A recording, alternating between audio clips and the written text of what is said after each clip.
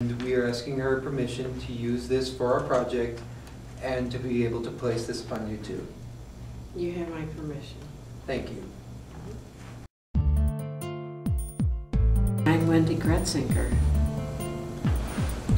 It was a series of downtown Grand Rapids, and it consisted of buildings as well as the river area with bridges and so on.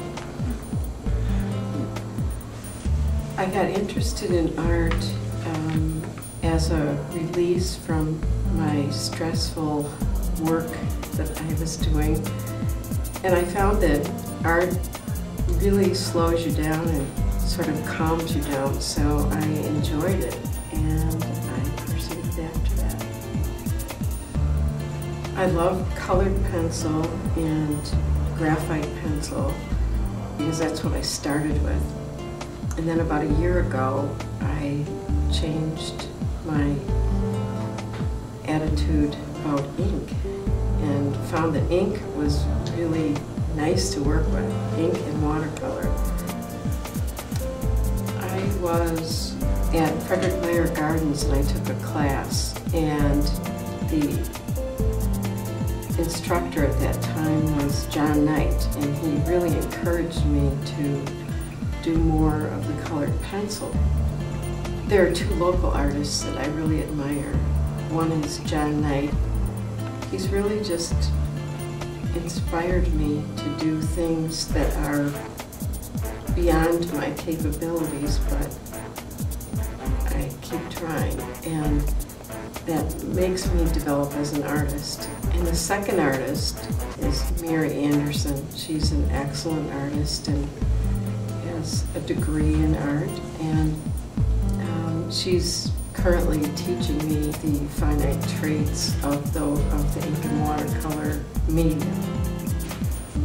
I was in the airport in Puerto Vallarta, and we were delayed about 4 hours.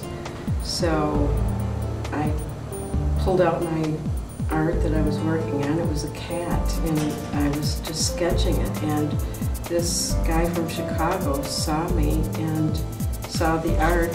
He took his card out and set it down next to me and said, "When you get back into the United States, contact me because I have a project for you." So I followed up, and he wanted me to do a painting of the Middle Eastern Memorial Wall from Marseilles, Illinois, and he wanted it so that he could make copies of it and give it to the families of the fallen soldiers. So I got the photos that he sent me, and I still didn't know what it looked like because I'd never been there. So finally I said, before I send him something, I want to see the place. I drove there with my husband, and when I got back, I started from scratch because it was different than what I had imagined and what I'd seen in the photos. I finally finished it and sent it out to Chicago, and he made them into the paintings for the families of the fallen soldiers. And then he said he liked it so well, he wanted to donate it to the USO. So I said, sure. The USO called me, and they had an induction ceremony where they unveiled it, and then they hung it on their wall, and it's been hanging there ever since. They thought enough to pay money to buy something that I made.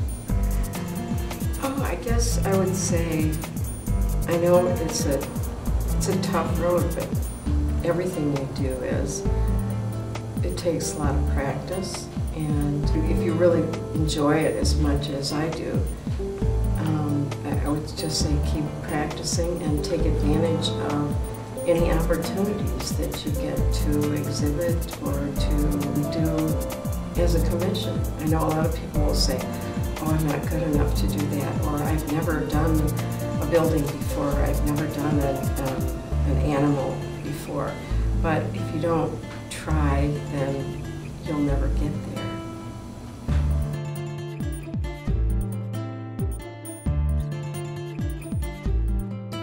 I think I've been lucky.